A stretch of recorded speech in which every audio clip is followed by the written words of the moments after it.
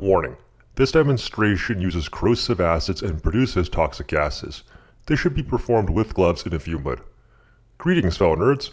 In this video, we're going to make elemental gold from chloroauric acid by reduction with sodium metabisulfite. But first, I need to crush your expectations. We're not making gold from nothing. These atoms of gold are already present in the chloroauric acid as ions. Chloroauric acid itself is made from gold or gold-containing reagents. It is not possible to chemically make an element like gold from substances that do not already contain atoms of it. Our objective here is to explore the chemistry of gold and demonstrate a particular step in its refining. So here is the original vial of solidified chloroauric acid we made in a previous video containing 1.5 grams of elemental gold. Now our reducing agent will be 4 grams of sodium metabisulfite, and we'll be dissolving that in 10 milliliters of water. About 2 milliliters of water is added to the chloroauric acid to dissolve it. Now the sodium metabisulfite is added in drop by drop. There we go. Already you can see the reaction starting. What's happening is the sodium metabisulfite is reacting with the chloroauric acid to produce elemental gold, hydrochloric acid, and sodium bisulfate. That brown precipitate you're seeing is actually the gold. It doesn't look like common gold because the particles of gold produced here are so small and rough that they don't reflect light in the same way smooth bulk gold does.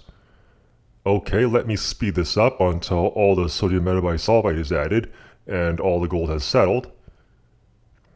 And here we are about an hour later with most of the extremely fine gold dust settled to the bottom. We vacuum filtered the mixture and there is our gold.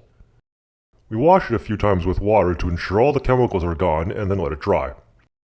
And here's the gold transferred to a vial. It's actually quite crumbly when dry, and some hard shaking will break up the sponge into a powder. To get the shine of common gold, we have to melt it down. Now I can't do that myself since I don't have a torch hot enough for it, but I know another YouTube channel called Indeed It Does who will do it for me. So here is his sample of 1.5 grams of gold made in the same way as I did. And now he's heating it with a powerful oxypropane torch that can heat the gold well past its melting point of 1064 degrees Celsius. It takes several minutes to adequately heat the gold, but eventually it will liquefy and coalesce into one solid bead of gold. And there it is.